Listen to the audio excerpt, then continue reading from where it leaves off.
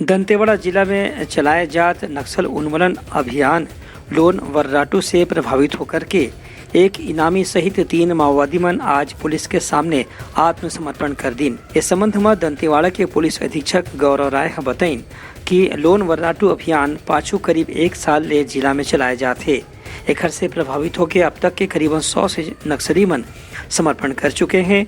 आज आत्मसमर्पण करने वाला नक्सली मन के नाम महादेव माड़वी, देवा मुचाकी और डेंगा पोयामी बताए गए हैं, जेमन हिंसा, आगजनी, लूटपाट सहित अलग अलग घटना में आरोपी के रूप में लंबा समय से तलाश में रही हैं। पुलिस एमन के संपर्क में रही से एमन मन नक्सली मन के विचारधारा से अब मोह भंग होए के बाद समाज की मुख्य धारा में शामिल होए के संकल्प लीन और आज पुलिस अधीक्षक के कार्यालय में आके समर्पण कर दीन। पुलिस अधीक्षक डार ले बताया गया है कि ये तीनों नक्सली मन ला प्रोत्साहन राशि दिए जाते।